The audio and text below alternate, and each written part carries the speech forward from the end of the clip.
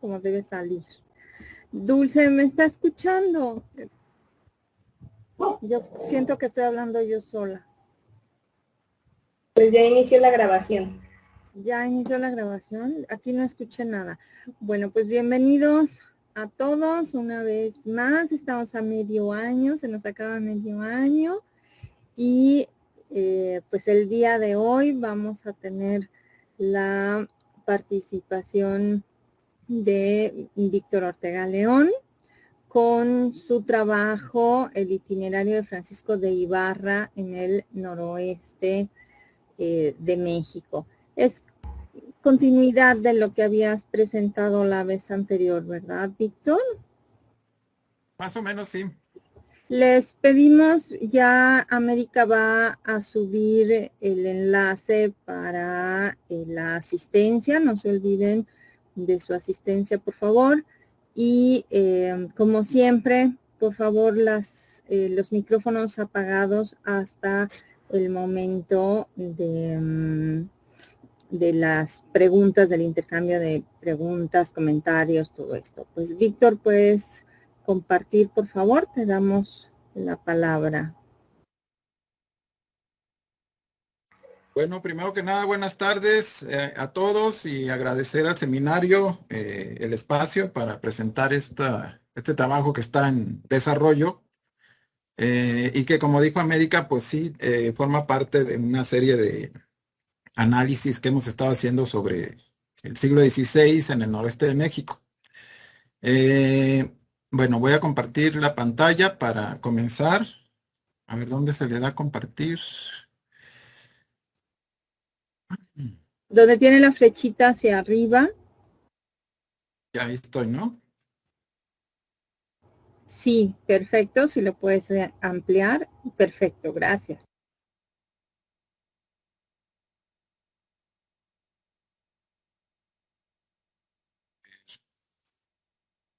Bueno, es el título, La ruta de Francisco de Ibarra, así muy general, es para ponernos en antecedentes, este estudio, este análisis, pues comienza también desde que me integro yo al Centro INAH Chihuahua, para ver quiénes habían sido los primeros en llegar al territorio chihuahuense, pero también desde antes, en un estudio que comencé a hacer pues ya hace varios años sobre las fuentes del siglo XVI en el noroeste de México en general, y que comenzaba también con un trabajo sobre sobre Nuño de Guzmán y sus entradas en la costa del Pacífico, ¿no? Ahorita vamos a comentar un poquito eso, pero bueno, parte de ahí para contextualizarnos un poquito. Entonces, en el siglo XVI vamos a asistir nosotros pues a toda una nueva etapa, digamos, de la historia en este nuevo continente descubierto a finales del 15 por los europeos, ¿no? Después de la conquista de México Tenochtitlan, pues mucho de los avances de los españoles se concentraron, digamos, en la parte meridional de lo que hoy es México y bueno, en otras regiones del continente. Y poco a poco, a partir de allí, de la parte central y sur del país, pues se fueron extendiendo hacia otras regiones, ¿no? En especial hacia el occidente de México, hacia la parte de Michoacán, Jalisco, Colima, y posteriormente, un par de años después, hacia la parte del noreste, hacia la parte de lo que hoy es el sur de Tamaulipas, en el río Pánuco, y un poquito más allá hasta la Florida en Estados Unidos, ¿no? Pero toda la parte, digamos, norte, o todo lo que actualmente podemos ubicar nosotros al norte del Trópico de Cáncer, en el país, pues tardó un poco más, ¿no? Y de eso se trata un poquito esto. Como podemos ver en los mapas del siglo XVI, este es de Ortelius, que fue publicado en 1570 más o menos. Vemos que aunque hay, digamos, algunos lugares, ¿no?, señalados en el mapa. En realidad, sobre el norte de México, la raya roja, este es el Trópico de Cáncer, pues no aparece mucha información, a pesar de que para 1570, en que fue publicado este mapa, pues había ya varias expediciones hacia el norte que aportaron mucha información. Sin embargo, toda esta información que vamos a ver tardaba en reflejarse en los mapas. Vamos a ver algunos ejemplos más adelante, ¿no? Las primeras exploraciones en darse, digamos, hacia lo que hoy podríamos considerar el norte de México, pues fueron realizadas por Nuño Beltrán de Guzmán y todo su ejército a partir de finales de 1529, donde saliendo de la Ciudad de México tomó, digamos, rumbo hacia el occidente y después al llegar a lo que hoy sería Tepic, Nayarit, giraron hacia el noroeste. A partir de allí empezaron ya a caminar por territorios no descubiertos hasta ese momento, ¿no? Siendo Nuño Beltrán de Guzmán, pues el primero en recorrerlos, lo que hoy sería toda la planicie costera del Pacífico, que abarca pues el norte del estado de Nayarit, todo el estado de Sinaloa y buena parte del de Sonora, ¿no? En esta entrada que hizo Nuño de Guzmán, pues alcanzaron a entrar todavía a una parte de Durango, la parte norte de Durango, y fue, digamos, la base o el fundamento que sirvió para muchas de las otras exploraciones que se hicieron para el noroeste de México y para el suroeste de los Estados Unidos, y posteriormente tendría influencia, como vamos a ver, en las exploraciones que se hicieron hacia el centro norte de México, ¿no? Entonces, de esta entrada de Nuño Beltrán de Guzmán, pues hubo dos fundaciones importantes: la fundación de la Villa de Chametla y la fundación de la Villa de San Miguel en Culiacán, Sinaloa. Estos aspectos los tratamos junto con Luis Alfonso Grave Tirado en esta publicación del 2019, Por Tierras No Sabidas y Tan Extrañas, donde se hace un análisis pues más minucioso sobre esta entrada de Nuño de Guzmán a la costa del Pacífico, ¿no? A todos estos estados que acabo de mencionar, ¿no? Ahí está detallado con mapas y más datos, cómo fue, todos los lugares que visitaron, etcétera. Pero esta la menciono porque tendrá importancia también en las exploraciones que hizo Francisco de Ibarra posteriormente, ¿no? Y en esta obra, pues nosotros logramos definir una nueva ruta, o más bien una nueva propuesta de la ruta seguida por Nuño de Guzmán con su ejército a lo largo de toda la costa del Pacífico. Logramos identificar pues más de 20 provincias, ¿no?, donde antes se señalaban apenas unas 5 o 6, ¿no? Entonces, esto nos dio una nueva perspectiva que también tendrá importancia en lo que vamos a mencionar más tarde, ¿no? Entonces, todas estas manchitas amarillas que están aquí son la ubicación principal de las provincias visitadas por Nuño de Guzmán y su ejército, y posteriormente en el norte de Sinaloa y sur de Sonora. A ver, voy a ver si tengo un señalador. Puntero láser.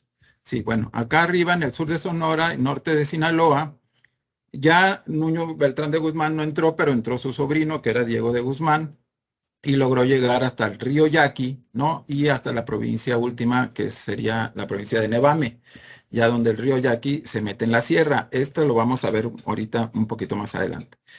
Entonces, el mapa, digamos, político-territorial de ese momento, que sería 1531, 1532, tendría más o menos esta forma. Sin embargo, para la parte de Chihuahua, Zacatecas, Durango, etcétera, toda la parte del centro-norte, pues no había entonces mucha información.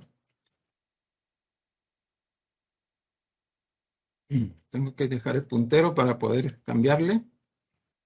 Ok, bueno, y todas las provincias, digamos, identificadas, pues son estas: desde el norte de Nayarit, con la provincia de Sentiquipaque o Temuaque, hasta la provincia de Nevame, como decíamos, ¿no?, a través de la ruta. Entonces sería, digamos, el mapa político territorial de 1533, sería más o menos este, pero como vamos a ver, apenas 30 años después, cuando entra Francisco Ibarra, esto va a cambiar muy drásticamente, ¿no? Lo presento aquí como antecedente nada más, ¿no? Y bueno, lo que se tenía explorado más que nada y fundado por Nuño de Guzmán, pues fue la Nueva Galicia o el Reino de la Nueva Galicia, donde también, digamos, había pues muchos problemas, ¿no? Por la forma, digamos, en que fue colonizada por Nuño de Guzmán. Y sin embargo, la Nueva Galicia pues era colindante prácticamente con la Nueva España, que es la que está señalada aquí en rojo, y en amarillo pues la Nueva Galicia sería como el punto de colonización mejor llevado hasta ese momento, ¿no? En el noroeste al noroeste de la Nueva España, ¿no? Entonces, en la frontera de la Nueva Galicia, vamos a ver que incluso en mapas muy posteriores, ya de finales del siglo XVI, todavía aparecen pues como tierra incógnita, ¿no? Como dice aquí, y, tierra incógnita y todos los grupos, digamos, que se conocían esas latitudes, pues se habla de que eran salvajes, que eran caníbales, etcétera, ¿no? Por ejemplo, acá los que habitan en estos montes, dice aquí, son antropófagos, por ejemplo, ¿no? Y sin embargo, aparece también ya señalado algo muy importante que tiene que ver con la entrada de Francisco Ibarra, que son las minas de Zacatecas. ¿Cómo se descubrieron estas minas de Zacatecas? Pues bueno, precisamente por la influencia que tuvo o el impacto que tuvo Nuño de Guzmán al fundar la Nueva Galicia y al hacer las entradas que hizo, digamos, en el occidente y noroeste de México, pues suscitó muchas inconformidades que derivaron en lo que pues ya muchos de ustedes conocen como la Guerra del Mixtón y posteriormente la Guerra Chichimeca, ¿no? Que sería, digamos, que se desarrollaría en la segunda mitad del siglo XVI en lo que es precisamente el centro norte del país y que, bueno, Philip Powell y muchos otros han estudiado de manera muy detallada, no nos vamos a meter aquí en eso, pero que la guerra del Mixtón precisamente dio pie para que muchas entradas posteriores a Nuño de Guzmán empezaran a subir por el centro norte. Para esta época, la guerra del Mixtón fue en 1540, 1541, por ahí, y al mismo tiempo el tercer gobernador de la Nueva Galicia, a instancias del virrey Antonio de Mendoza, había emprendido un viaje de exploración hacia el noroeste de México, siguiendo la misma ruta de Guzmán y yendo un poco más allá del río Yaqui, a donde había llegado Diego de Guzmán, y exploró, digamos, buena parte del suroeste de los Estados Unidos, buscando las famosas 7 ciudades de oro, ¿no? Eh, no las encontraron muchos otros pueblos, pero pues la expectativa que llevaban era muy alta y lo que encontraron pues no llenaba esas expectativas. Fue, digamos, una desilusión en términos de lo que andaban buscando y al regresar, como que para la mayoría de la gente las expectativas de encontrar ciudades más ricas que México Tenochtitlan hacia el norte, pues decayeron mucho, ¿no? A partir de la expedición de Coronado. Entonces, como que los procesos empezaron a centrar más hacia lo que era ya la Nueva España y la Nueva Galicia. Sin embargo, aquí más o menos empieza a concluir como una primera etapa de la conquista y colonización del norte, con el regreso de Coronado. Y también empieza a cambiar un poco el perfil de los que van a empezar a hacer las exploraciones del norte y desde dónde se van a empezar a hacer, ¿no? Esta siguiente etapa que empieza a partir de que termina la guerra del Mixtón y empieza un poquito después la guerra chichimeca, empezarán a surgir ya por iniciativas de, pues digamos, empresarios que se empiezan a dar cuenta de que hay minas, ¿no? Un poquito más arriba de aquí del centro norte, empiezan a hallar minas y las más ricas que encuentran en ese momento son las de Zacatecas. Estos proyectos son impulsados también desde el virreinato, ya no tanto desde la península, ¿no? Desde la corona en España, sino desde el virreinato, ¿no? Entonces empiezan a tener un carácter, digamos, más americano, empiezan a tener también unos protagonistas, muchos de ellos ya criollos, ya nacidos aquí, y también pues con un carácter mucho más realista, pues ya no buscando mitos, ¿no? Como ciudades de oro, sino ya buscando netamente pues minas, ¿no? Y empiezan a fundarse pues, los reales de minas, aunque todavía por ahí queda algún desbalagado, ¿no? Que sigue buscando, ¿no? Como Ginés Vázquez del Mercado, que fue a buscar la montaña de plata y pues encontró una montaña que creyó de plata, pero que resultó de hierro, muy rica, y que ahora se llama el Cerro del Mercado, en Durango, ¿no? Entonces, las minas de Zacatecas y posteriormente las minas de Durango van a hacer que mucha población fluya para esta zona y que los contingentes, digamos, que van a partir de la Nueva España hacia la, las nuevas minas, pues tracen también nuevos caminos hacia el centro norte y se formen nuevas rutas hacia lo que entonces ya era el septentrión de la Nueva España, aparte de la ruta que había formado Nuño de Guzmán por la costa del Pacífico, ¿no? Entonces tenemos dos rutas, la que iba por la costa y esta nueva que se empieza a formar desde la Nueva Galicia principalmente, aunque también desde la Ciudad de México, hacia las minas de Zacatecas y poco a poco hacia arriba, ¿no? Estas nuevas rutas por el centro norte de México serán lo que después se va a llamar el Camino Real de Tierra Adentro. Pero estas son como las primeras etapas, ¿no? ¿Quién, el protagonista, digamos, de mucha de esta historia, de esta nueva etapa, ¿no? De colonización y conquista hacia el norte, va a ser, pues, este muchacho, ¿no? De 15 años, cuando empieza, Francisco de Ibarra, que, bueno, nacido él en Vizcaya, en España, llega muy jovencito, más o menos a los 10 años llega a América, llega con su tío que ya vivía aquí, que era Diego de Ibarra, un empresario muy rico que había participado en la guerra del Mixtón, que mencionamos ahorita, con el virrey Antonio de Mendoza, y que, bueno, se había ganado también ciertas prerrogativas para la exploración de minas, ¿no? Cuando Francisco de Ibarra llega, hay un cambio de virrey también, cambia Antonio de Mendoza por el virrey Luis de Velasco y Francisco de Ibarra entra como paje de este nuevo virrey, todavía siendo un niño, de Luis de Velasco, pero va a durar muy poco aquí como paje del virrey, ¿no? Porque eh, al descubrirse, digamos, la riqueza minera de Zacatecas y de minas cercanas allá a Zacatecas y poco a poco extendiéndose un poco para el norte, Diego de Ibarra pues va a requerir que se hagan exploraciones y el virrey mismo también, Luis de Velasco, va a estar muy interesado en que se hagan más exploraciones porque prometen, ¿no? La riqueza minera promete para estas latitudes y entonces el virrey también está interesado en que vaya alguien de su confianza. En este caso, pues él le dice a Diego de Ibarra que va a mandar a su sobrino para que haga esas exploraciones. Para este momento ya Francisco Ibarra tiene 15 años. Diego de Ibarra como que se quiere oponer porque lo ve muy joven para eso, pero el virrey Luis de Velasco le dice que no, que va a ir, que él va a nombrar como capitán de esas exploraciones a Francisco de Ibarra. Y pues Diego de Ibarra no tiene de otra más que aceptar y apoyar, digamos, estas exploraciones que él financió en su mayor parte a partir de sus ganancias que estaba teniendo con las minas de Zacatecas, ¿no? Entonces, no es el único Francisco Ibarra que va a estar ahí, ¿no? Juan de Tolosa, por ejemplo, también, el mismo Ginés Vázquez del Mercado, entre otros, van a estar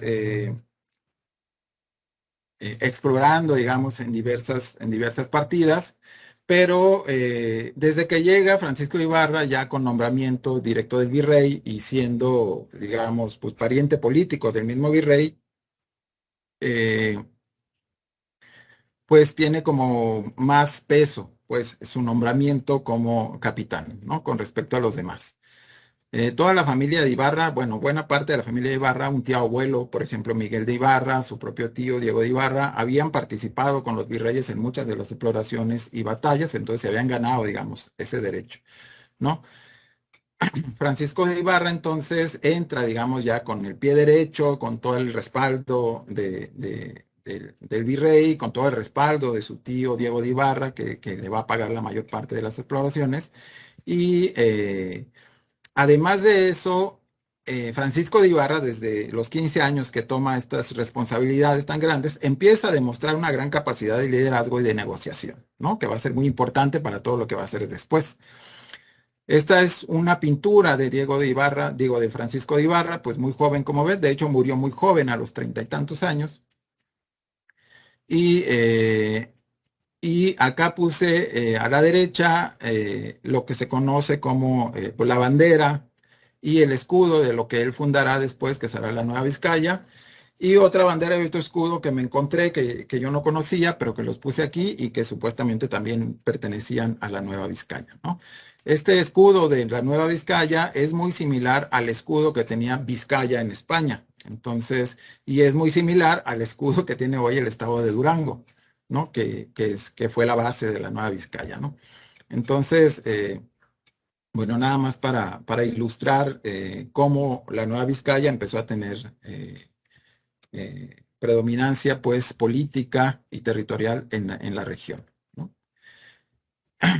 La Nueva Vizcaya, entonces, va a ser, después de las fundaciones que hizo Nuño de Guzmán, de Chametla y de Culiacán, pues va a ser, digamos, la principal entidad político-geográfica del norte de México, que fue explorada a principios ya de la segunda parte del siglo XVI, también llamado Reino de Nueva Vizcaya, y que fue muy importante para la historia posterior del septentrión novohispano y obviamente pues de todo el norte de México, ya que pues fue el corazón, digamos, de la frontera de la Nueva España hacia el norte durante aproximadamente unos 250 años después de su fundación, ¿no? Entonces, mucho de lo que después sería el Camino Real, pues sería orientado hacia la Nueva Vizcaya y a partir de la Nueva Vizcaya se iría hacia el Nuevo México. Muchos de los caminos, de los ramales de este camino surgían a partir de la Nueva Vizcaya también, hacia el este y hacia el oeste, hacia Saltillo, Monterrey o hacia la parte de Sonora, por ejemplo, Sinaloa. Entonces, sí funcionó, digamos, la Nueva Vizcaya como el corazón, digamos, de la colonización del septentrión y posterior norte de México. En los primeros años de poblamiento, el nombre de la Nueva Vizcaya hacía referencia a la zona norte de Zacatecas específicamente, que era la que había empezado a recorrer Francisco de Ibarra en 1554, que fue cuando iniciaron sus exploraciones, pero posteriormente fue creciendo y la provincia incluiría después ya la mayor parte de los estados de Chihuahua y Durango, además de la parte norte de Zacatecas, y algunos fragmentos, algunas partes de los estados de Sinaloa, Sonora y Coahuila, ¿no? Entonces, como vemos, a partir de un inicio, digamos, muy, muy pequeño de una exploración que hizo Diego de Ibarra en 1554, pues la Nueva Vizcaya fue creciendo a partir de sus exploraciones hacia varios rumbos, ¿no? En 1562, ya después de tener pues prácticamente 10 años explorando la región entre Zacatecas y Durango, donde fundaría él en el Valle de Guadiana, pues la actual ciudad de Durango y varias otras ciudades, ¿no? Que hoy son importantes. Para 1562, repito, Francisco de Ibarra, pues ya tenía 10 años explorando ahí, ya se había hecho, digamos, pues un nombre, ¿no? De capitán, ¿no? Pero es nombrado a partir de 1562 como gobernador de la Nueva Vizcaya que él había ayudado a fundar, ¿no? Y que tuvo su base inicial en la ciudad de Durango durante muchísimo tiempo. Poco después Entonces, bueno, aquí vemos un mapa nada más para ubicarnos de lo que la relación que había entre el reino de la Nueva Galicia en el occidente de México y al norte, prácticamente iba creciendo hacia el norte la Nueva Vizcaya, ¿no? Que no tenía, digamos, una frontera fija hacia el norte porque el norte era una frontera en avance, ¿no? Sin embargo, una parte, la parte de la provincia de Culiacán, todavía pertenecía a la Nueva Galicia, como, digamos, quedaba como un satélite de la Nueva Galicia dentro del territorio de la Nueva Vizcaya. Esto, pues en determinados momentos tendría complicaciones ahí territoriales y políticas, pero bueno, esta posición de de la provincia de Culiacán, en medio del territorio creciente de la Nueva Vizcaya, pues sería muy importante también para poder eh, empujar, digamos, las oleadas de colonización hacia el norte. Muchas veces, muchos de los fracasos, digamos, o de batallas fallidas o de exploraciones que no llegaban a ningún lado, tendían a regresar a la provincia de Culiacán, que pues se las vio muchas veces muy difíciles, pero que se mantuvo prácticamente todo el tiempo con un núcleo de población fluctuante de españoles, pero que siempre se mantuvo ahí como pues un oasis, digamos, de la colonización española en el noroeste de México, ¿no?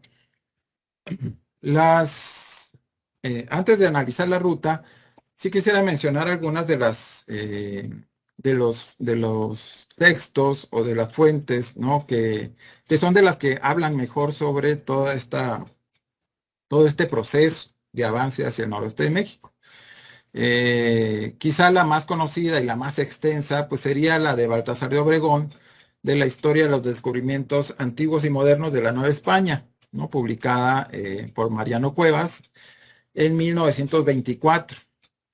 Fue una publicación, al parecer, según dice el propio Mariano Cuevas, pues muy apresurada, ¿no? En pocos días tuvo que hacer la paleografía, ¿no? Del texto que se encuentra en el Archivo General de Indias y, bueno, se publicó por la Secretaría de Educación Pública, recién fundada también en 1921 en México, y es la que sirvió durante muchos años, o incluso todavía, como base de muchos de los análisis de este proceso, ¿no?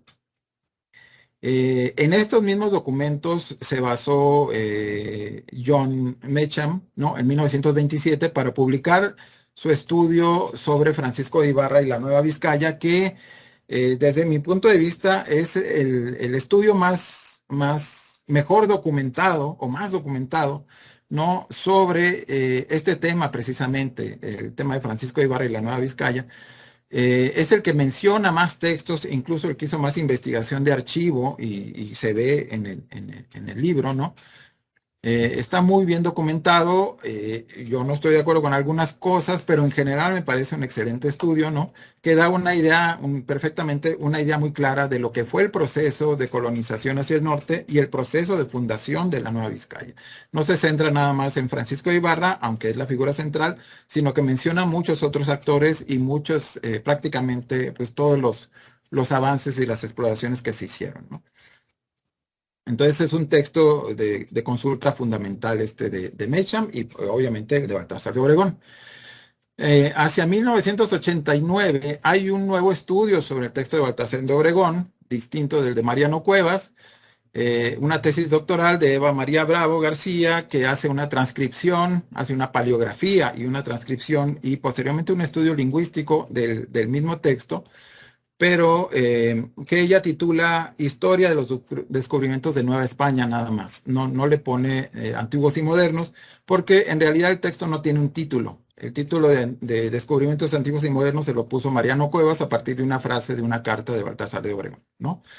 Entonces, disponemos de una publicación ya, bueno, no publicación, sino de una tesis que se puede consultar en internet, una versión paleográfica del texto de Obregón, lo cual pues es mucho más útil si queremos hacer análisis más finos. Y la misma Eva Bravo publicó después, basándose en su tesis, publicó una versión, digamos, modernizada de la historia de los descubrimientos de Nueva España de Baltasar de Obregón. Tiene diferencias con la de Mariano Cuevas, de 1924. Ambas versiones son útiles, ¿no? Y tienen sus pros y sus contras. Por ejemplo, Mariano Cuevas omite algunos pasajes del texto de Obregón que se refieren a costumbres sexuales o cosas así, ¿no? Pues se entiende, digamos,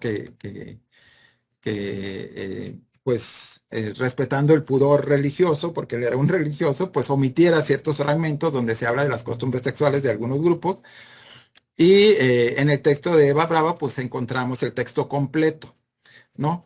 Nada más que en el texto también de Eva Bravo, pues encontramos también algunas puntuaciones o algunas transcripciones de palabras que a mí me parecen que no son muy adecuadas, pero bueno, la ventaja es que tenemos la versión paleográfica de la misma Eva Bravo para contrastar ambas versiones, ¿no? Otro texto que es importante es la relación de Antonio Ruiz. Esta se publicó ya hacia finales del siglo XVI. Y es importante porque toda la primera parte narra precisamente la entrada de Francisco de Ibarra hacia el noroeste de México y el mismo Antonio Ruiz participó en ella siendo muy niño, sobre todo en la parte entre Sonora y Chihuahua. Antonio Ruiz iba con su papá, Juan Ruiz, y Antonio Ruiz en ese momento tendría 12 años, ¿no? Era un niño que iba sirviendo, digamos, a su papá, ayudándole y presenció, digamos, al menos una parte de la entrada de Francisco de Ibarra hacia los estados de Sonora y principalmente hacia la parte de Chihuahua.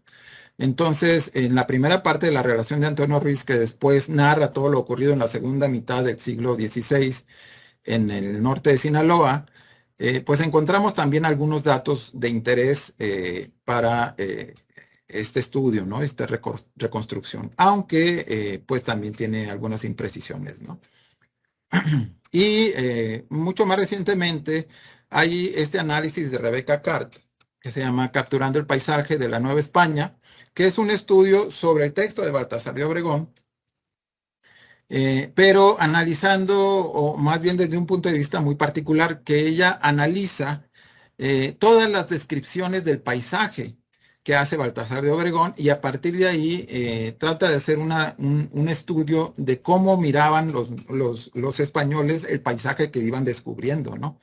Que para ellos a veces era muy raro, a veces muy extremo, pero siempre con este aire de sorpresa, ¿no? Con este impacto que tenía en las cosas nuevas para los españoles, que para las cuales no tenían a veces un vocabulario específico. Por ejemplo, la llamada hierba ponzoñosa o árbol ponzoñoso, que a Baltasar de Obregón y a muchos otros les impresionó mucho, pues es uno de los aspectos que trata aquí Rebecca Cart, entre otros, ¿no? Cómo miraban la sierra, cómo miraban los paisajes, ¿no? Cómo miraba el desierto, etcétera, ¿no?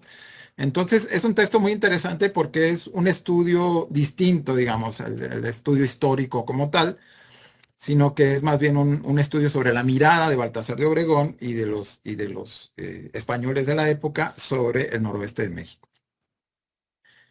Bueno, pues basándonos en estos textos y por supuesto en las cartas y relaciones escritas por Ibarra, cartas que le mandó a su tío Diego de Ibarra y relaciones de otras personas, algunas anónimas, sobre el viaje de Francisco de Ibarra y también información que proporcionaba Diego de Ibarra de estas exploraciones al virrey, ¿no?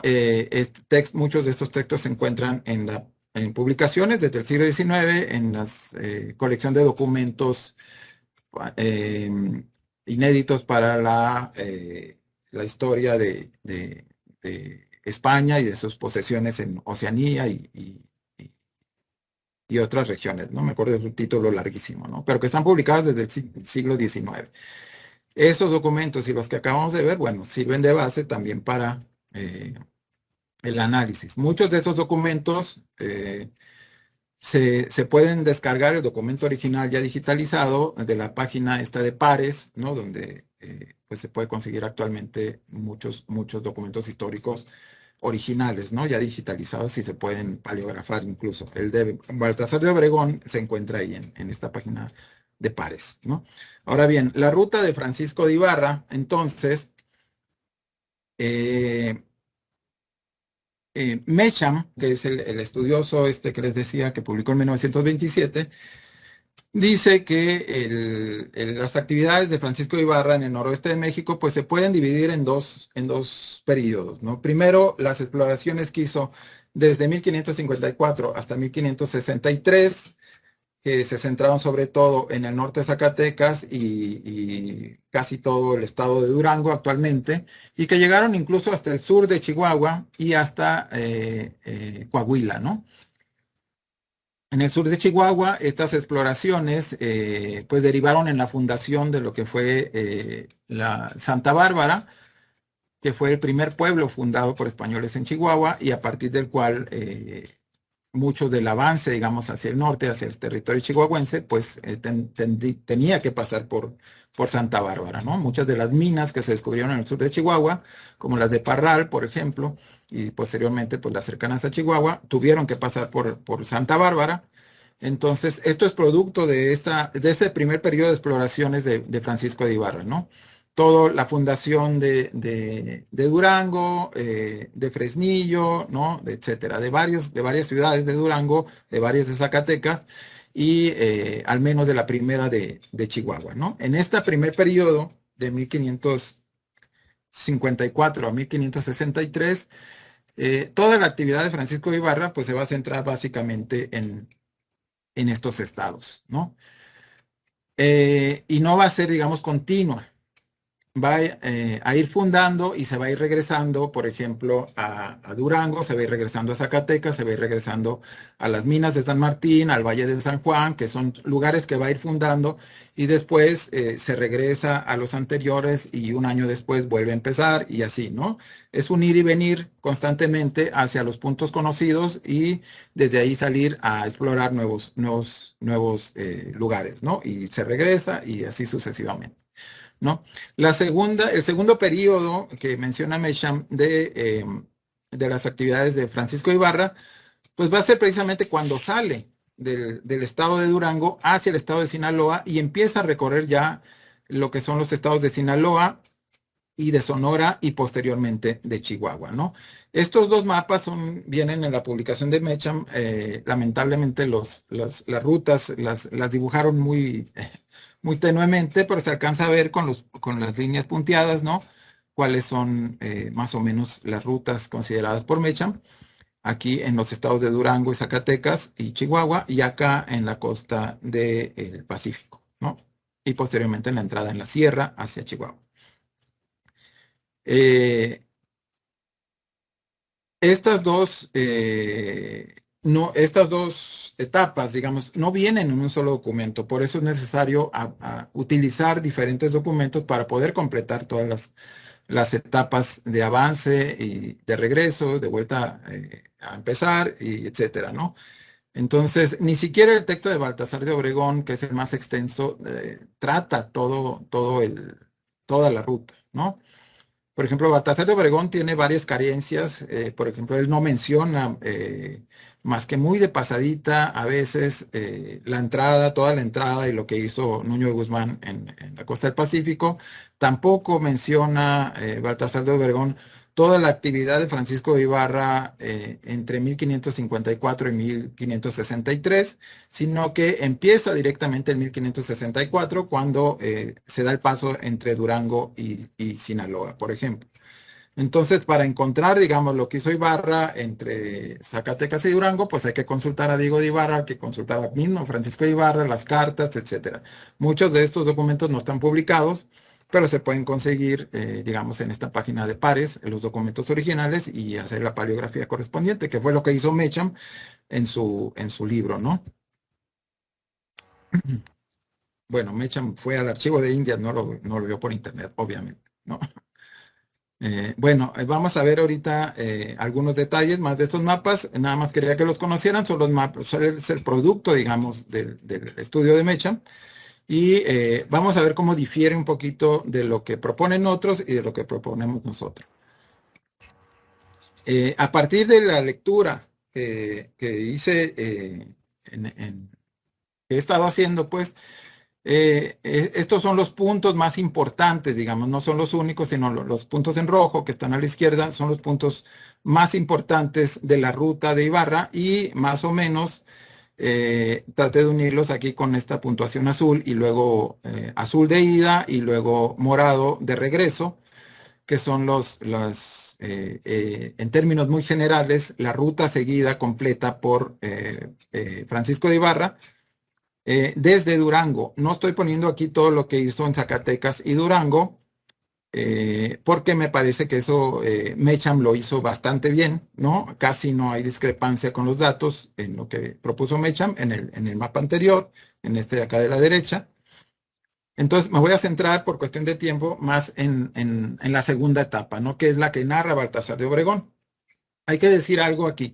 El texto de Baltasar de Obregón tiene varios segmentos, ¿no? En el primero narra, digamos, exploraciones hechas antes de Francisco de Ibarra, en la parte media narra exploraciones de Francisco de Ibarra y en la parte final, la tercera, narra exploraciones posteriores a Francisco de Ibarra, como el descubrimiento de Nuevo México por Chamuscado o por Espejo, etcétera, ¿no? Sin embargo, la parte central, que es la que trata de Ibarra, también se puede dividir en dos partes.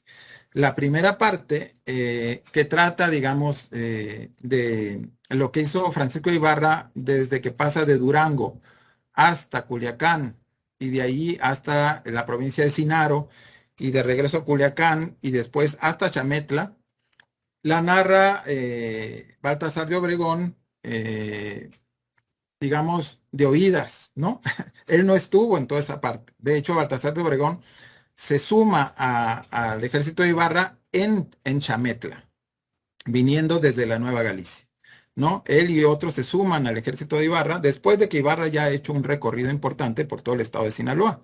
Entonces, a partir de que Baltasar de Obregón se suma en Chametla al ejército de Ibarra y empiezan otra vez a subir, es la segunda parte, digamos, o la parte que él puede narrar ya como actor de los acontecimientos. Entonces, en la primera parte de lo que hizo Francisco de Ibarra, en la que no estuvo Obregón, se notan muchas imprecisiones en sus datos, pero en la segunda parte, donde sí estuvo, es como mucho más preciso, ¿no?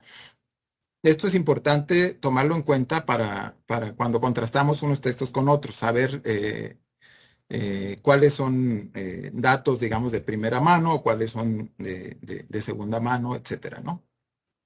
Entonces, en esta versión, digamos, que es la que yo propongo, hay algunas diferencias con lo propuesto por Mecha. Aquí visto más a detalle, vemos que desde Durango, bueno, hay varias exploraciones, lo que fue el Valle de Guadiana, hay varias exploraciones hacia el norte del estado de Durango y de Zacatecas, donde se encuentran muchas minas en esta parte, las minas de San Juan, las minas de San Martín, de Aviño, etcétera, ¿no? O las minas de Nieves, más en el estado de Zacatecas, y pues más hacia acá, en una entrada que se hizo hacia Topía, o Topia, se llegó hasta el sur de Chihuahua y se fundó la villa de Santa Bárbara, se regresan a Topia y regresan a Durango.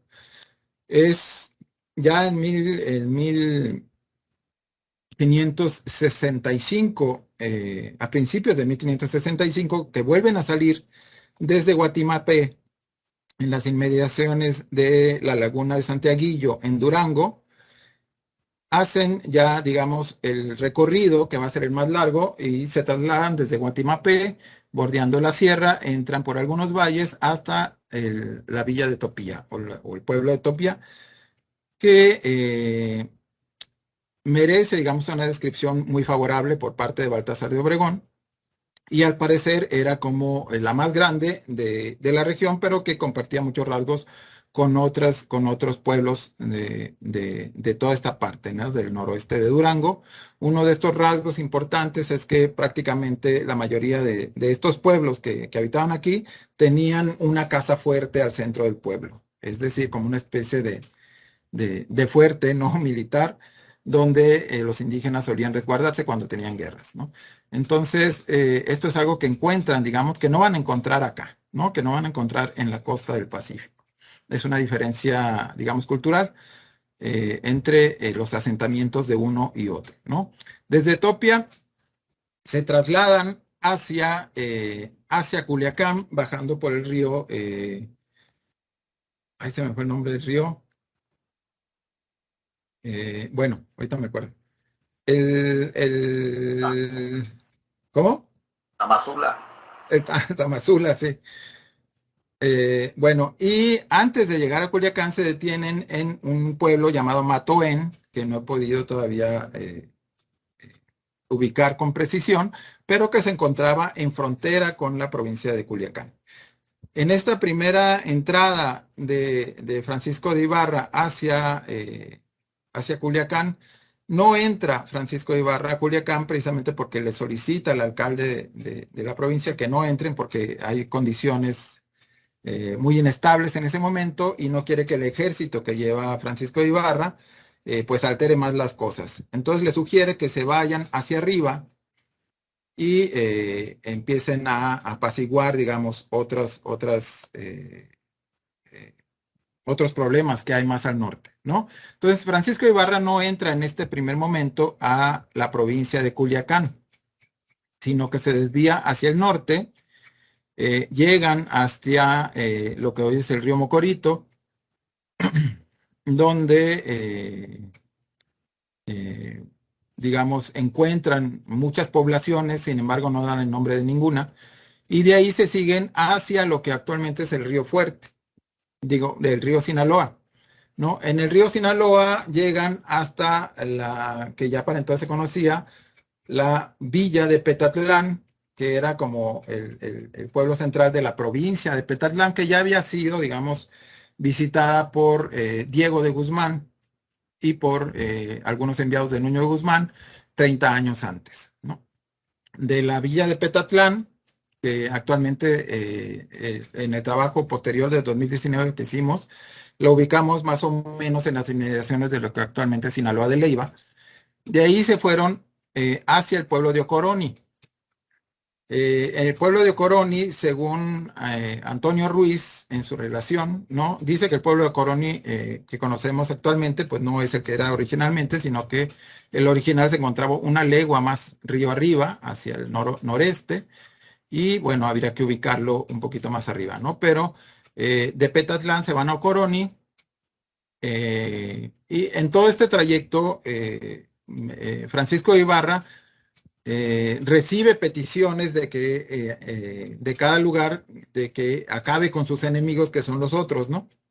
Entonces Francisco Ibarra lo que trata de hacer es mediar entre unos y otros para que en lugar de que haya conflictos, pues haya, digamos, se mantengan en paz todas estas poblaciones, va teniendo cierto éxito, ¿no? Y eso le da como fuerza para seguir, ¿no?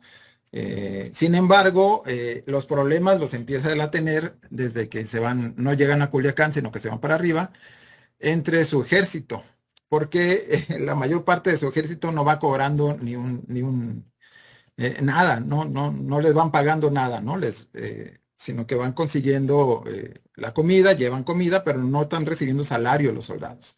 Entonces, los soldados lo que quieren es encontrar, digamos, tierras nuevas donde hacerse ricos, que era como el sueño de muchos al explorar el norte, pero desde que llegaron a Topia, Francisco de Ibarra, y lo menciona Baltasar de Obregón muchas veces en este trayecto, pues se van desilusionando porque van descubriendo que todos esos lugares que van visitando, pues ya los habían visitado otros, ¿no? Ellos no están descubriendo nada.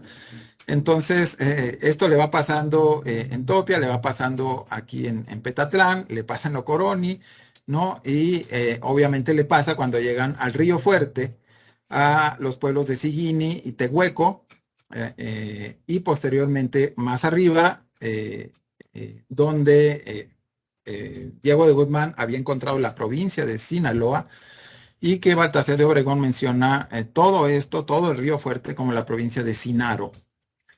En lo que se supone que ahora es el fuerte, pues se fundó una villa que en los documentos de 1557 más o menos, no, 1574 más o menos, se menciona como San Juan de Sinaloa.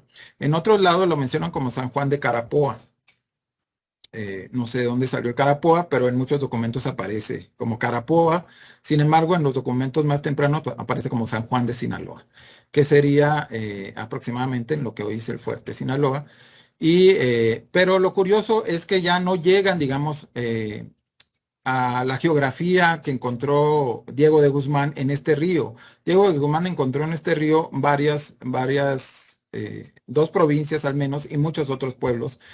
En la parte baja sería la provincia de Tetamochala, y en la parte de arriba, de donde está el fuerte, un poquito más arriba, Choix y todo eso, sería la provincia de Sinaloa, precisamente, y muchos otros pueblos intermedios que funcionaban, digamos, de manera autónoma, al parecer, ¿no? Sin embargo, cuando llega Francisco de Ibarra al Río Fuerte, no encuentra esta geografía política, sino que todo el río, al parecer, ya forma una sola provincia, que es la provincia de Sinaro o de Sinaloa, si seguimos a Diego de Guzmán, y no por segmentos ni por provincias autónomas, ¿no? Entonces, lo que hace Francisco de Ibarra es recorrer este río hasta la costa varias veces e ir, digamos, apaciguando a todos los pueblos que ya están muy inconformes. Y llega hasta la costa, donde menciona también un pueblo que se llama Urique, que tampoco he podido ubicar de manera precisa, pero que estaba junto, digamos, a la costa y al puerto, ¿no? De aquí se regresará Francisco de Ibarra después de fundar San Juan de Sinaloa, se regresará a Petatlán y de aquí se regresará a Culiacán, ¿no? Y de Culiacán se regresarán hacia abajo, se irán hacia abajo hasta la villa de Chametla para apaciguar la villa de Chametla y refundarla, digamos, ¿no?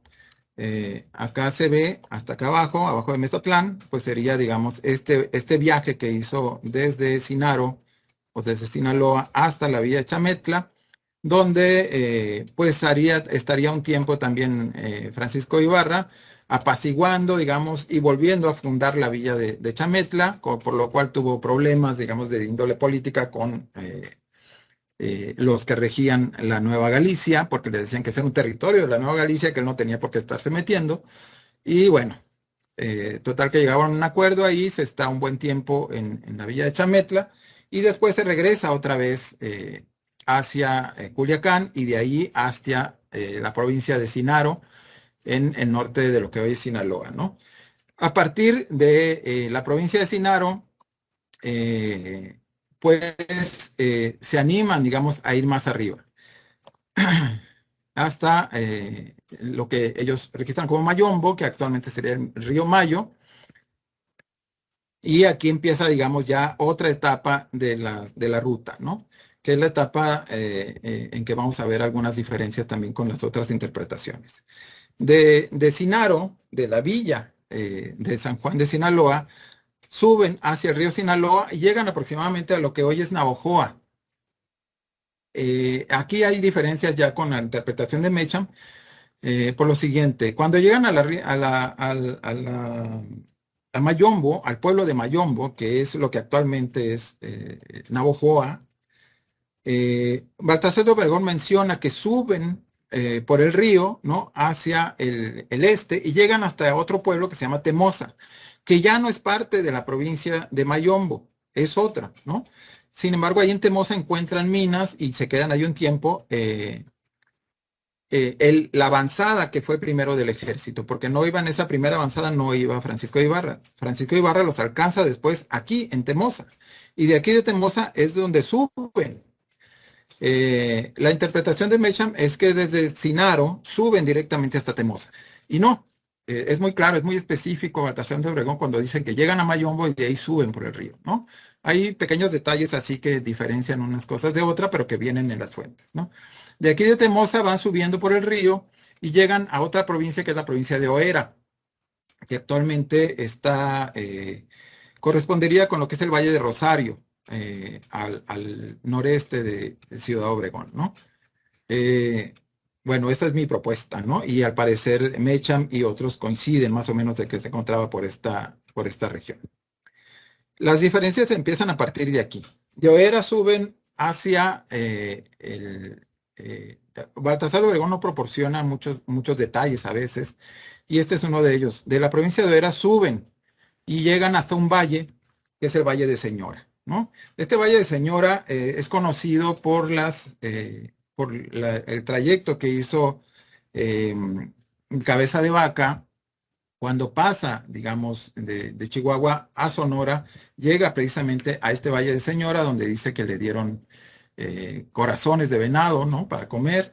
Y posteriormente, este lugar, Valle de Señora, Cabeza de Vaca no proporciona su ubicación, pero es encontrado posteriormente por Francisco Vázquez de Coronado cuando va en su expedición hacia el suroeste de Estados Unidos, pero tampoco proporciona su ubicación, Francisco Vázquez de Coronado. Sin embargo, con los datos que daba Baltasar de Obregón, podemos más o menos ubicarlo en esta zona. ¿Cuál es esta zona? Esta zona es donde se encuentra actualmente la población de Ónavas, que es todo un valle largo, ¿no? Que corresponde con la descripción de Obregón. Y podríamos decir que ese valle es donde se encontraba el Valle de Señora, pero en el mismo Valle de Señora y en los valles circunvecinos, Baltasar de Obregón menciona otras poblaciones importantes como son Guaraspi, Cumupa y el propio Zaguaripa, ¿no? Que al parecer corresponde con el actual Zaguaripa, según mi interpretación. Otras interpretaciones disienten, ¿no? De esto, por ejemplo, eh, el Carl Sauer, menciona que Zaguaripa estaba mucho más al norte, ¿no? De hecho, esta entrada Carl Sauer la interpreta mucho más hacia arriba, más hacia el norte, pero pues viendo los datos duros de que da Obregón, pues no da para tanto, no da para irse tan al norte, ¿no? Pero bueno, son interpretaciones, ¿no? Eh, Toda esta parte de Zaguaripa, Ónavas y toda esta región, digamos, fueran o no esos los pueblos, corresponde con lo que serían los valles de Señora y Corazones, ¿no? Aquí estaría, si no directamente sobre estos pueblos, pues sí en esta zona, ¿no?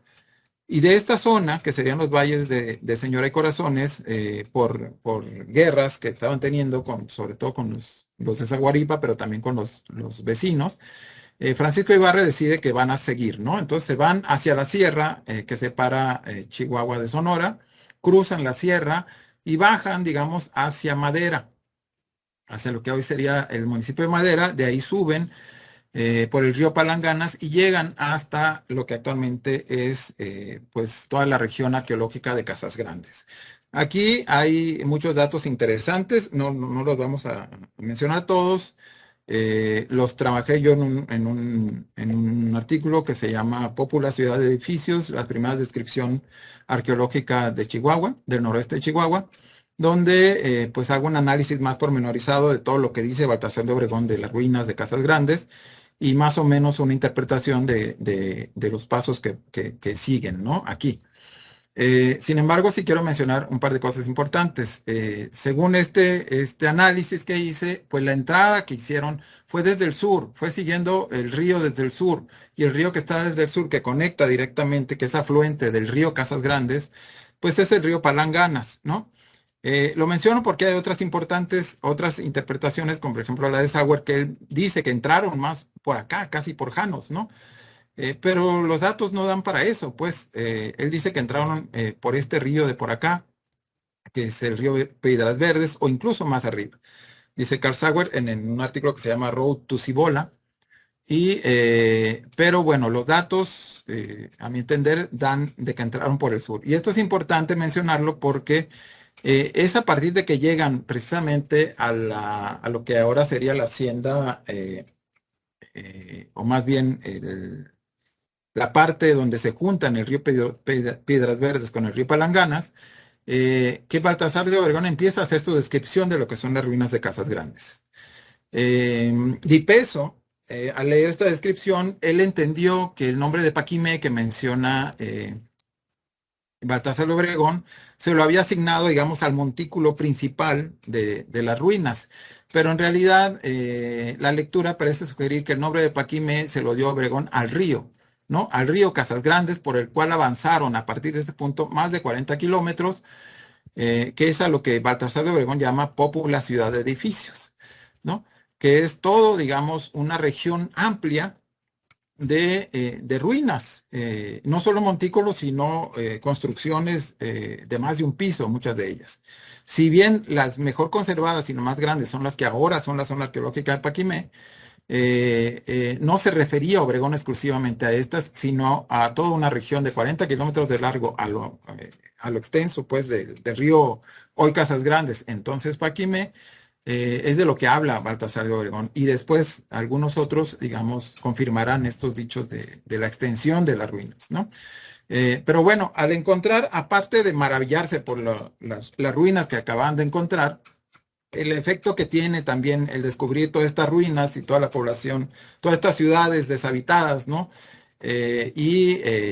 Una población, digamos, que no habitaba en esas ciudades, sino que habitaba ya en casas de mucha menor calidad, que llama Baltasar de Obregón los querechos, que podrían ser poblaciones de apaches, ¿no? En ese momento, pues se desanima el ejército, ¿no? De encontrar estas ciudades deshabitadas y aunque las ruinas por sí mismas son espectaculares, pues no tienen el efecto que se deseaba, ¿no? Entonces, el ejército presiona para que regresen hacia Sinaro y que Francisco Ibarra le reparta, digamos, lo que les había prometido, porque hasta este entonces, pues todavía seguían sin cobrar los soldados, ¿no?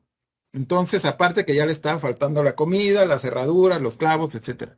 Entonces deciden regresar. Y el regreso es siguiendo más o menos la entrada que habían tenido por el río Palanganas, bajan por la sierra, pero estaban tratando de evitar regresar a los valles de Señora de Corazones, porque pues no les había ido muy bien acá y no querían, ya iban muy debilitados, sin recursos, y no querían otro enfrentamiento porque lo iban a perder seguramente, ¿no?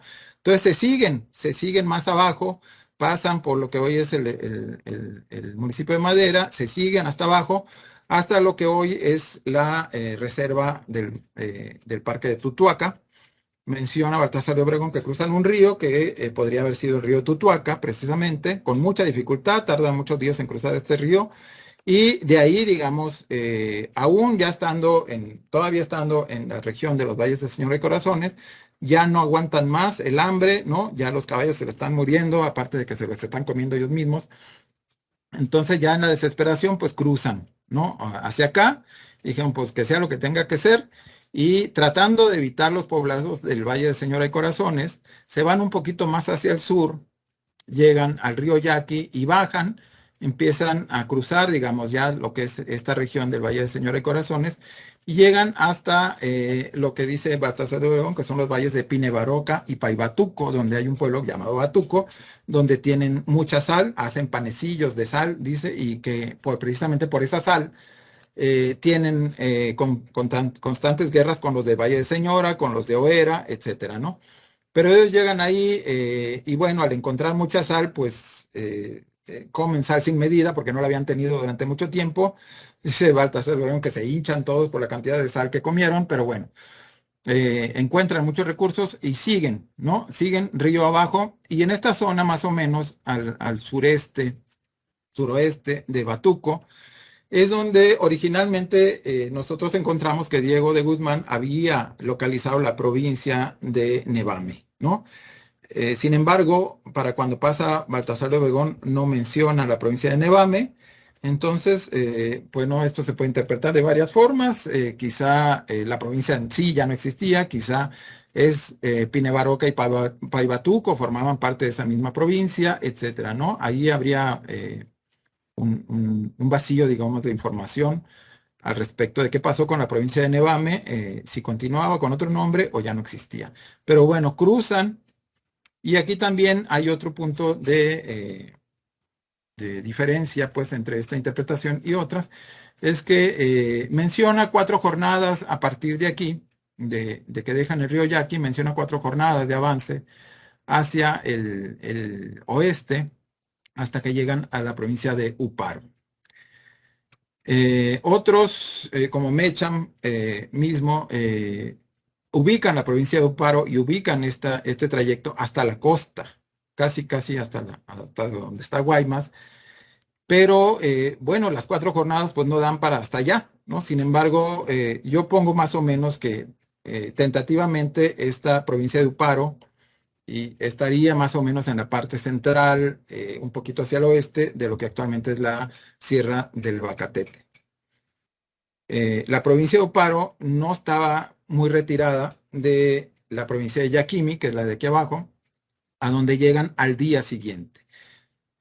No podía estar muy lejos porque el día que llegan a la provincia de Uparo, ese mismo día, Francisco Ibarra manda emisarios a la provincia de Yaquimi para decirles que van para allá y que lo reciban de paz, y ese mismo día regresan, y al otro día ya están ellos en la provincia de Yaquimi. Entonces, muy distante no estaba, ¿no? No puede ser hasta acá, ¿no? No puede ser muy arriba, ¿no? Entonces, aparte de que las jornadas que caminan, pues tampoco les da para andar. Bueno, la propuesta es que la provincia de Uparo estaría más o menos por aquí, ¿no? La mitad de la Sierra del Bacatete, un poquito hacia el oeste, pero no hasta la costa. Y otra diferencia es que Baltasar de Obregón menciona que de Uparo se van hasta Yaquimi y después, ya estando en Yaquimi, recorren el río hasta la costa. Sin embargo, otros como Mecham mencionan que llegan a la costa y se van costeando hasta el río de Yaquimi y de ahí suben, ¿no? Eso no es lo que dice Baltasar de Obregón, pero bueno, habría que contrastar las interpretaciones. Ya estando en Yaquimi, pues regresan otra vez hacia Mayombo, de ahí hasta Sinaro, donde finalmente muchos de los soldados reciben ese repartimiento que se les había prometido durante tantos meses, años incluso, y bueno, de ahí Francisco de Ibarra se irá hacia Culiacán y después se irá hacia Chametla, donde terminará sus días, ¿no? En 1575. Esta es más o menos, digamos, en general la ruta. Les mencionaba yo la descripción de Casas Grandes que había hecho Baltasar de Obregón, y aquí les pongo más o menos un estudio que hizo Carmen Alesio Robles a principios del siglo XX, 1920 y tantos, donde ella también da una descripción similar a la de Baltasar de Obregón de la distribución de las ruinas de Casas Grandes, ¿no? Que abarcaría más o menos lo que es este triángulo que ella dibuja y publica, y que correspondería más o menos con lo que dice Baltasar de Obregón, ¿no? Entonces, no solo Carmen Alesio Roble hace esta delimitación, sino algunos antes que ella también, pero bueno, esto es nada más para ejemplificar que la descripción de Obregón no había sido tan exagerada, o no exagerada en absoluto, y que lo que él llamó la popular ciudad de edificios, pues bueno, correspondía con una realidad arqueológica existente, ¿no? En cuanto a otras interpretaciones, y ya para ir terminando, tenemos esta de Hopkins Durazo del 88, por ejemplo, ustedes ven aquí la ruta que él dice de entrada, llegan al río Mayo, no hay ningún desplazamiento por el río Mayo, de ahí se van hacia Oera, de Oera suben, digamos, hasta acá, ¿no? Y después de aquí bajarían hasta hacia Guaripa y se entrarían a Chihuahua, hacia Casas Grandes, y luego por una ruta superior, más norteña, bajarían, pasarían otra vez por cerca de Zaguaripa, y de ahí bajarían hacia la costa, hasta Uparo, y de ahí hacia el río Yaqui y Mayo. Como ven, pues no corresponde con la interpretación que acabo yo de presentar. A mí no, los datos que hay en las fuentes no dan para este desplazamiento tan al norte, y por supuesto pues no corresponden con la entrada más norte y la salida más sur de Chihuahua, ¿no? Esta es una interpretación de Hopkins Durazo, esta es la interpretación de Mecham, que más mesurada que la de Hopkins, pero que también tiene algunas diferencias. Después de Oera, que está aquí, suben, pero Mecham no menciona el Valle de Señora, sino que se va directamente a Guaraspi, después a Cumupa y después a Zaguaripa. Y Batuco, que es el pueblo que yo ponía acá, un poquito al noroeste de Oera, Batuco, Mecham lo pone hasta acá al norte, ¿no? Yo no entiendo cómo le dio para ponerlo hasta allá, no, porque no lo explica él en su libro, pero bueno, esta es su interpretación. De aquí suben hasta Paquimé, y el regreso él lo hace un poco más abierto, separado de la sierra, pero básicamente es muy similar al que vimos hace rato. Pasa por Oera y de ahí hasta Uparo, pero el Uparo también lo pone hasta la costa, y como Hopkins, bajan por la zona costera hasta el Yaquimi y de ahí hasta el Mayo. ¿no? Son interpretaciones distintas, pues. Bueno, estas interpretaciones, yo las he estado comparando con otras entradas y otras fuentes, ¿no? Y nada más por mencionarlo, usualmente la ruta que se le da a Cabeza de Vaca, ¿no? Suele pasar la mayoría de las veces por el norte, casi por la frontera, a veces por encima de la frontera, y bajar ya por Sonora en la mayoría de las interpretaciones. Sin embargo, Baltasar de Obregón es muy claro cuando dice que Cabeza de Vaca cruzó por el Valle de Madera, ¿no? Donde ellos entraron a Chihuahua. Cabeza de Vaca, los indígenas que los reciben les mencionan a Cabeza de Vaca, ¿no? Que pasó por ahí. Sin embargo, ninguna de las interpretaciones que se hay sobre la ruta de Cabeza de Vaca toma este punto en cuenta, ¿no? Otro aspecto importante, por ejemplo, la expedición de Fray Marcos de Niza y posteriormente la de Coronado, por ejemplo, mencionan muchos de los puntos visitados por Guzmán y después casi todos mencionan el Valle de Corazones o de Señora, ¿no? Pero siempre lo ubican un poco más al norte las interpretaciones que se hacen de esos textos y no corresponden pues con la ubicación que hemos propuesto aquí, ¿no? Entonces, es interesante pues contrastar las interpretaciones de las fuentes para poder ir ubicando con más certeza todos estos puntos, ¿no? Finalmente, un aspecto importante de la expedición de las expediciones de Francisco Ibarra es que nos permiten contrastar la geografía política encontrada por Nuño de Guzmán y por Diego de Guzmán al inicio, que vimos en el mapa en los mapas de antes, con la que ya encontró Baltasar de Obregón y Francisco de Ibarra, ¿no? Si bien en la entrada de Nuño de Guzmán y Diego de Guzmán encontramos nosotros pues más de 20 provincias independientes, ¿no? Repartidas entre los ríos y muchos pueblos que no estaban sujetos a ninguna de estas provincias, para cuando sube Francisco de Ibarra y Baltasar de Obregón, ellos dan cuenta de una geografía política muy distinta. Por ejemplo, la provincia de Culiacán ya era una provincia desde el río Sinaloa hasta el río Piaxtla, ¿no? Cuando entra Francisco de Ibarra. No era solo la que estaba en el río Culiacán, sino era toda la provincia desde el río Sinaloa hasta el río Piaxtla. Del río Piaxtla hacia abajo era la provincia de Chametla y del río Sinaloa hacia arriba hasta el río Mayo, al menos para Baltasar de Obregón, era la provincia de Sinaro o de Sinaloa en 1566, ¿no?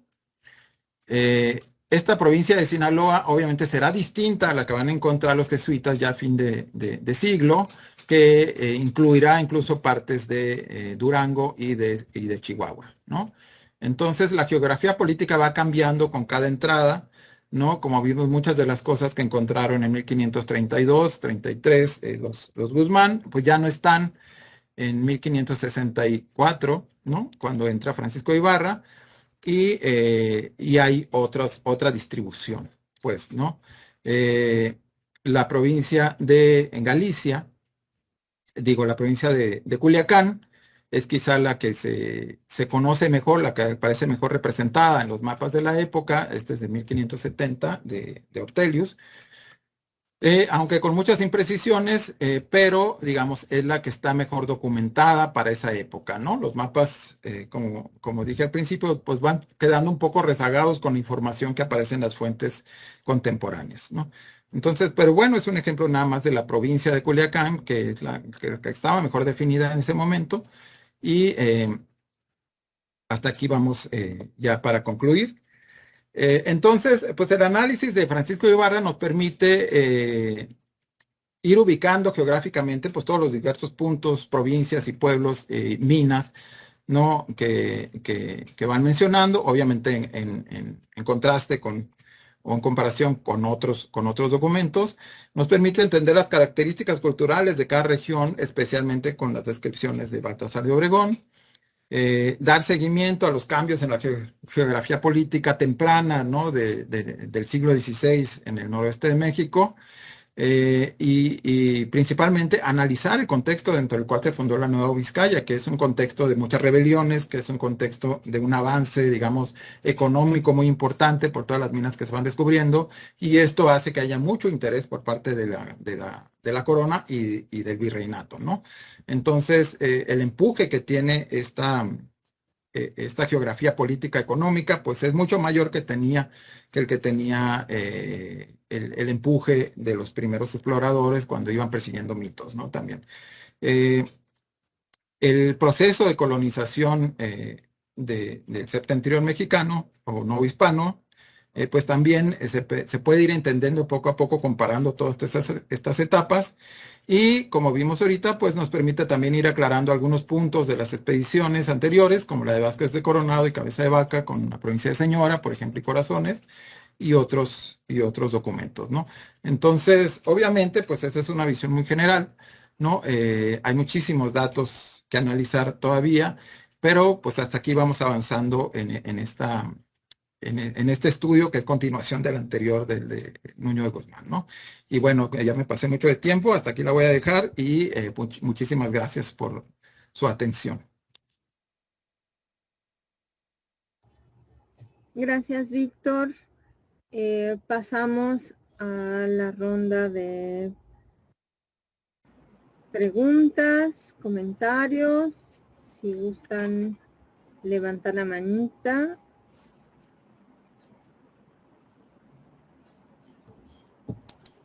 Dice César Quijada, no sé si quieras comentarlo, César.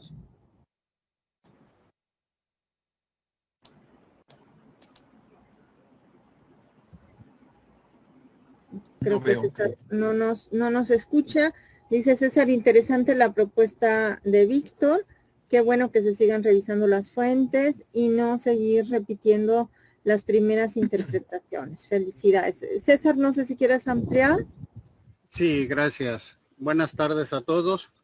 Sí, el comentario era en eso, o sea, qué bueno que Víctor y otros compañeros están haciendo este tipo de trabajo, de volver a las fuentes, volver al original y, bueno, contrastar distancias, jornadas, vocablos y no quedarnos pues con aquellas primeras interpretaciones con lo que llamamos pues las vacas sagradas, ¿no? Sino ir proponiendo. Felicidades, Víctor. Me imagino que esto es algún trabajo queriendo lograr algún grado académico. Muchas felicidades, ¿sí?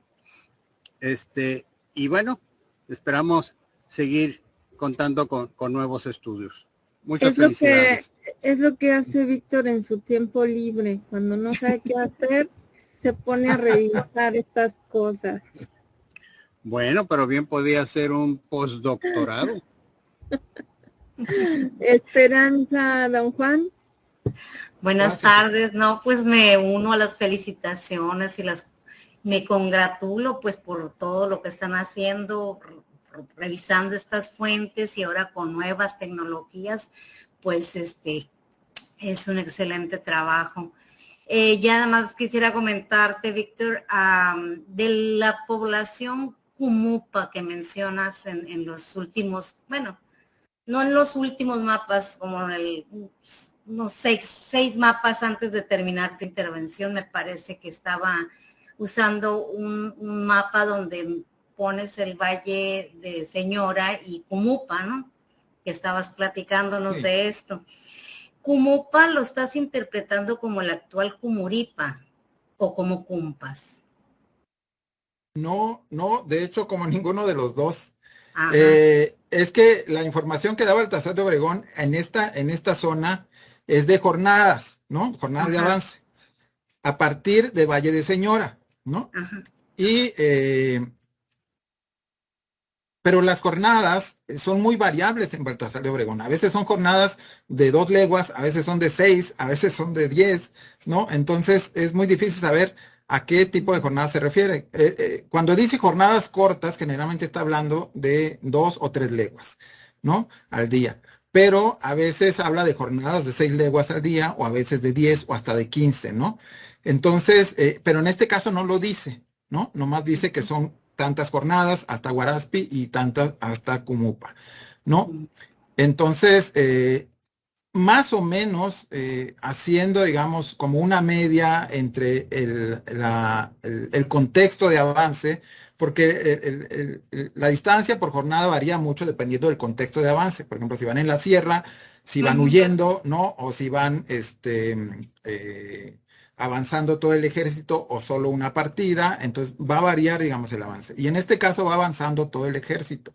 No puede ser una jornada muy larga, ¿no? Entonces, más o menos, las poblaciones de Guaraspi y de Cumupa están muy cercanas entre sí, según lo menciona Baltasar de Obregón, y más o menos quedan cerca de donde actualmente está Cumpas, pero no exactamente allí, sino que el valle, como lo describe Baltasar de Obregón, corresponde más o menos con el valle donde actualmente se encuentra Cumpas, pues, ¿no? Cumpas. Muy cercano de el valle de Zaguaripa, porque partando de Cumupa, dice que cruzan nada más una sierra muy alta y que del otro lado ya ven Zaguaripa, ¿no? Está muy cerca de Zaguaripa. Entonces, sin asegurar que sea Cumpas, sí está cerca de ahí, ¿no? Ajá. Sí, Sí, porque sí es una Cumuripa población. está muy, Cumuripa pues era una población que, y digo, no de esta época que tú dices, sino ya después de fundadas las misiones, la he localizado como en la frontera entre los yaquis y los nebomes, ¿no? Los pimas bajos. Justo. Entonces sí está mucho más al sur. Yo hace De hecho, algunos sí, años perdón. fui, perdón, No, digo que adelante. yo hace algunos años, bueno, ya he ido 2 veces, pero la primera vez me pegué una perdida.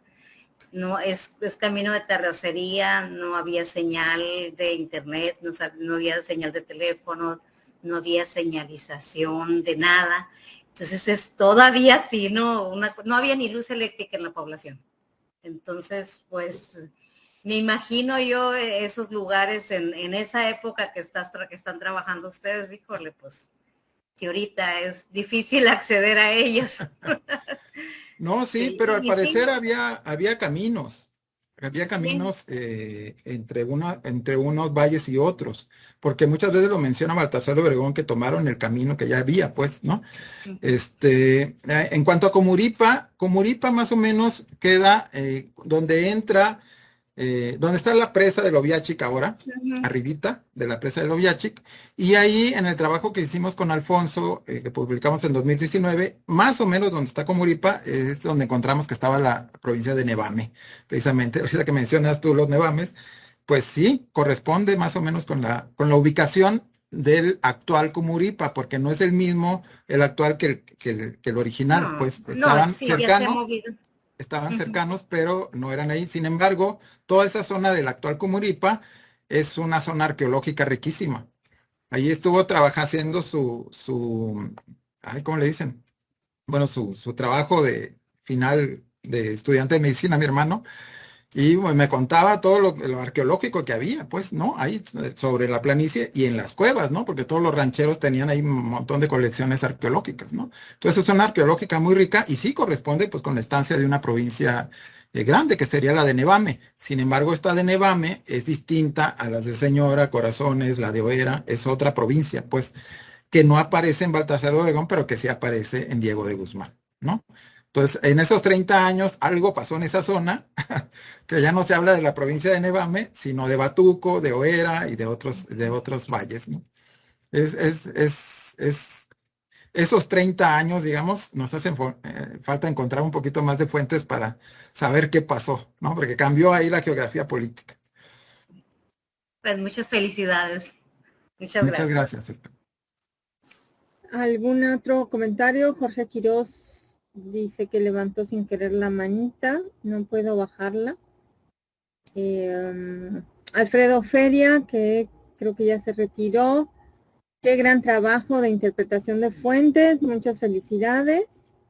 ¿Algún otro comentario por ahí? Anímense, ¿no?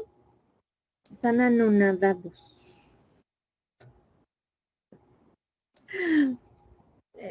Alfonso, por favor. Y si encendemos las cámaras, se los voy a agradecer para que podamos tomar la foto de todos. Ok.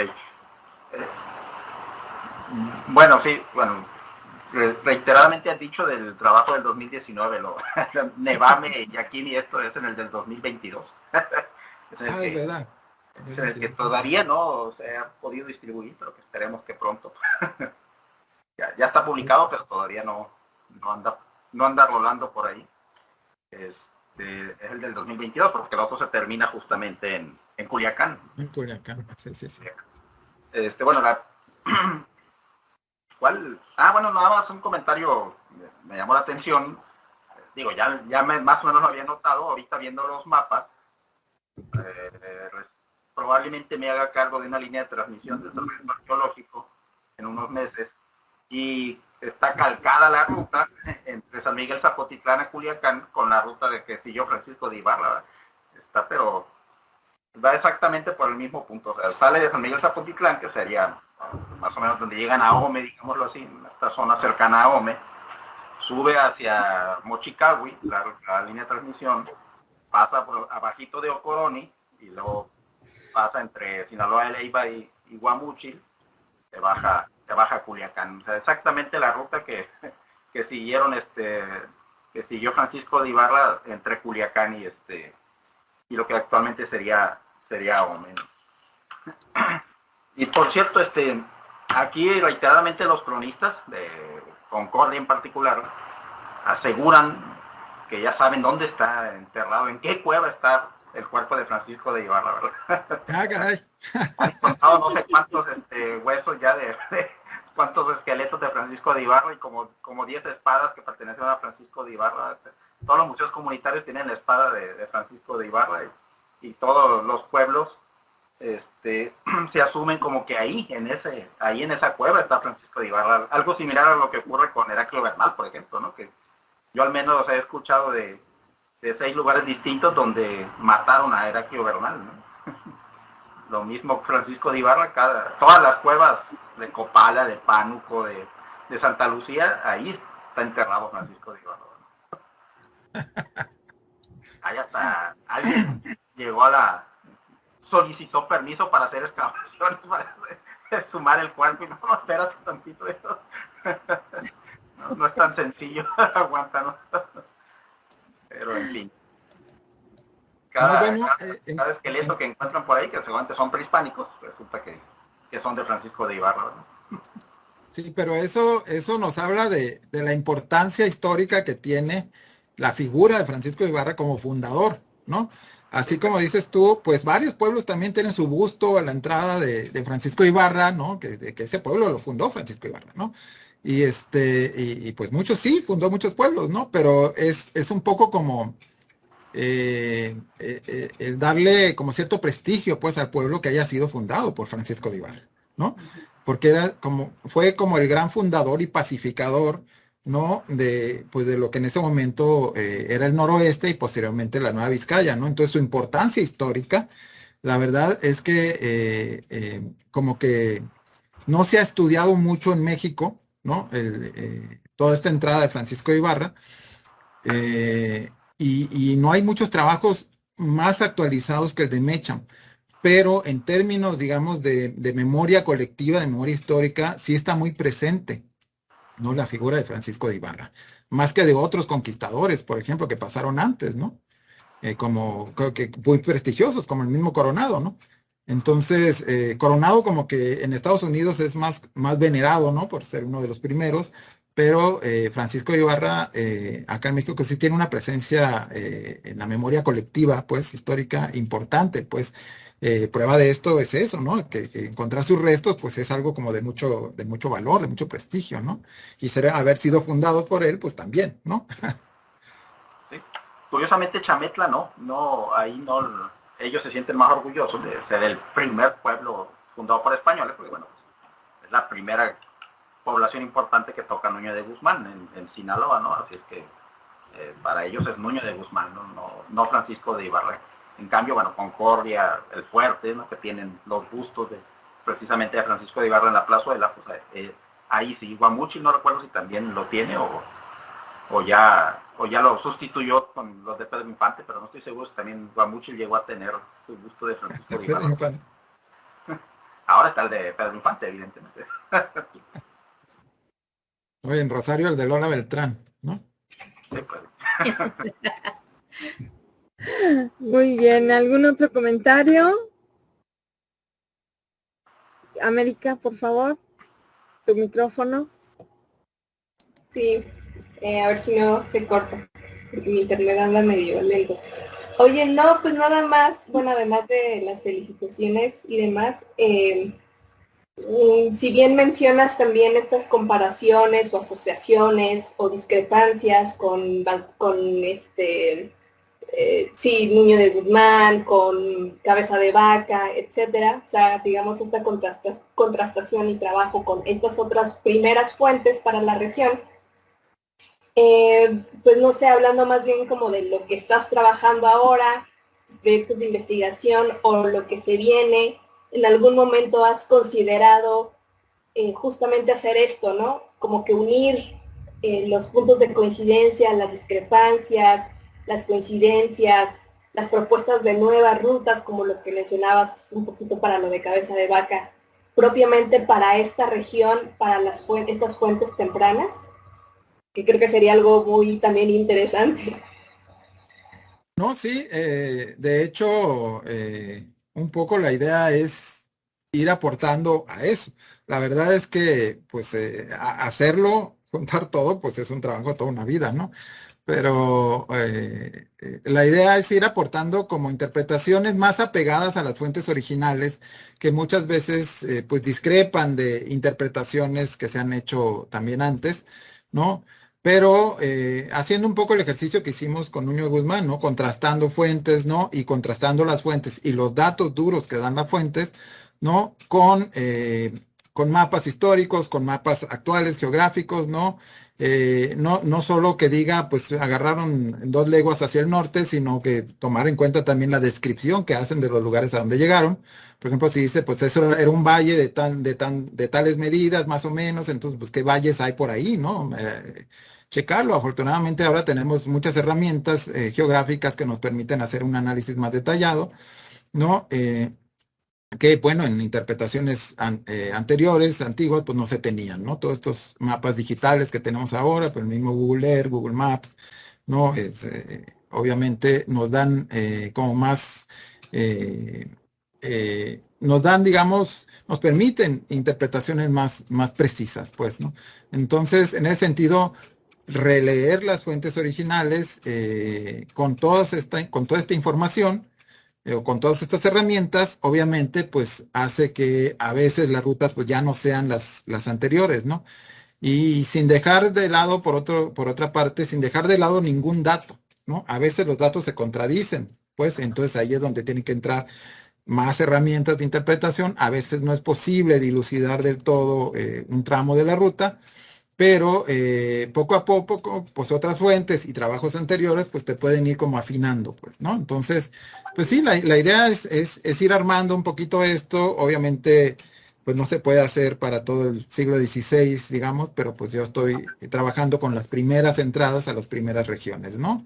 Nuño Guzmán, Diego de Guzmán, en este caso Felipe de Ibarra, falta trabajar todavía bien con Coronado, etcétera, ¿no? Entonces, eh, esta primera parte de la colonización del noroeste mexicano, yo creo que se puede lograr una interpretación mucho más detallada, más rica, con más datos, aprovechando las herramientas actuales de que disponemos y de que no dispusieron otros investigadores que sin ellas hicieron interpretaciones muy ricas también, ¿no?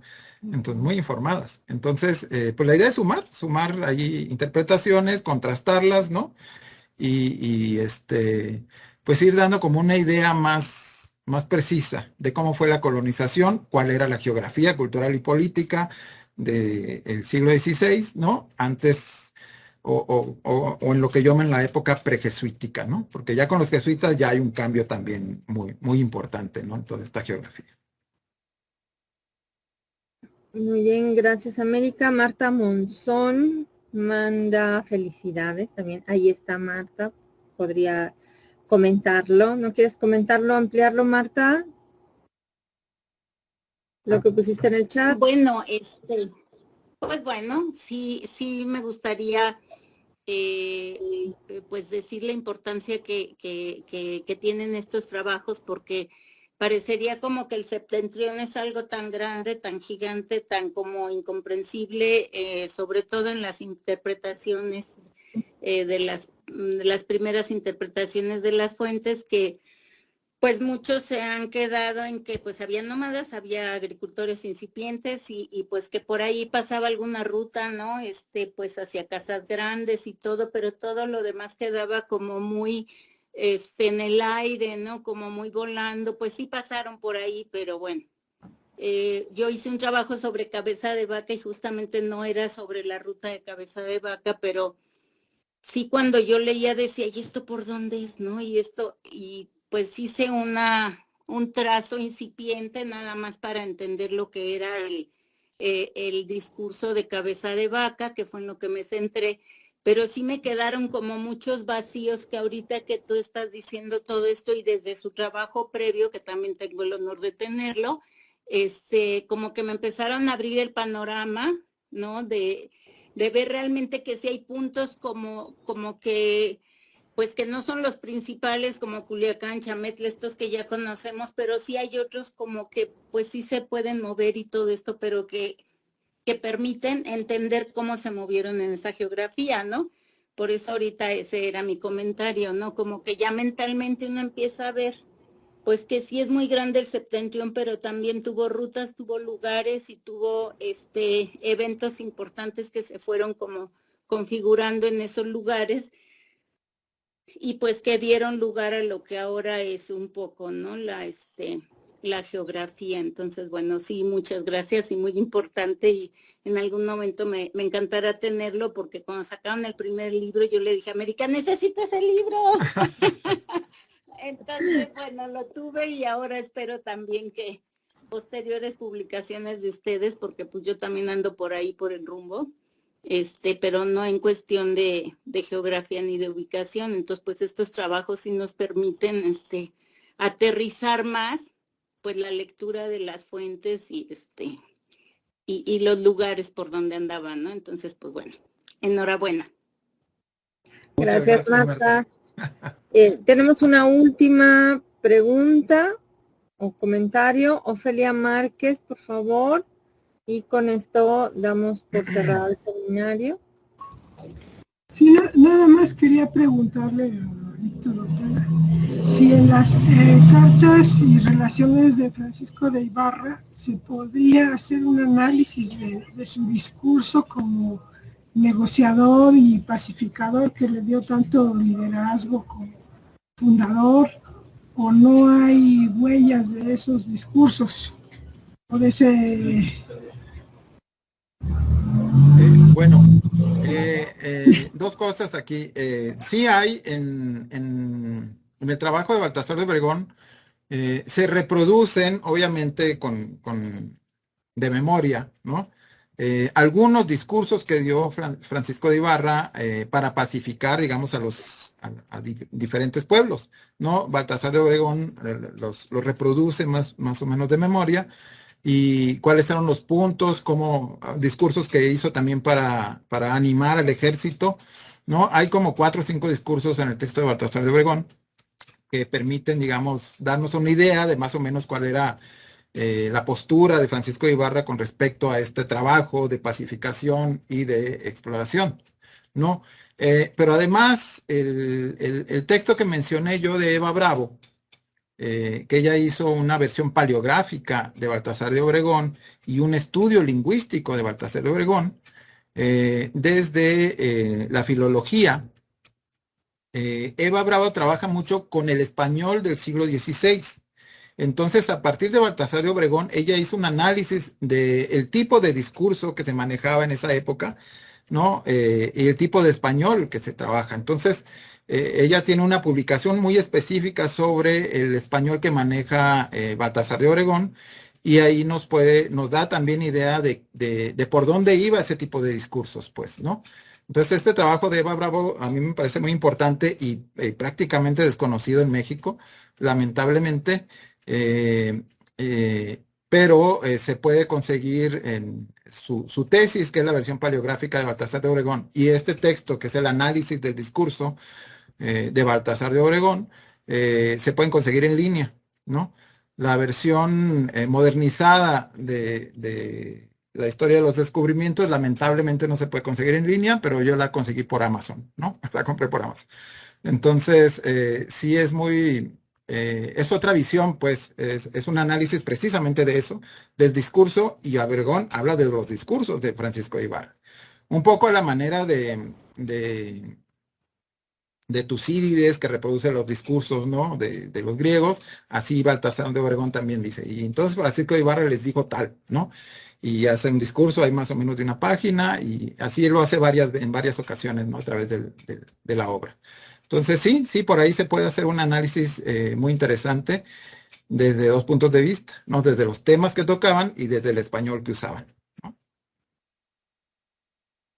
Muchas gracias. Sí, gracias. Muy bien, pues ya no hay más comentarios. Agradecemos a Víctor su magnífica presentación del día de hoy. Y pues a todos ustedes, por favor, los que estén, enciendan su cámara para que pueda yo tomar una última foto y que salgamos, la mayoría es para el anuario del Centro INA. Por favor. Faltan camaritas. Ahí vamos. Gracias, Carlos. Se supone que faltan 10. Los estoy contando, ¿eh? 8, ya, y huyen. Los estoy ganando y huyen. Muy bien, pues los que estamos, digan Baltasar de Obregón o algo así. Muy bien, muchísimas gracias a todos. Y pues nos vemos en un mes. Los esperamos por aquí. Muchísimas gracias. Ya se empezaron a revisar los trabajos para conformar el volumen de este año. Tengan paciencia, por favor, para que podamos revisar todos los trabajos. Se va a hacer una primera revisión antes de mandarse a dictaminar, para que pues lleguen lo más prolijos posibles a la dictaminación y que sea un proceso mucho más rápido. Pues muchísimas gracias, bonita tarde a todos. Hasta luego. Gracias. Adiós. Bye.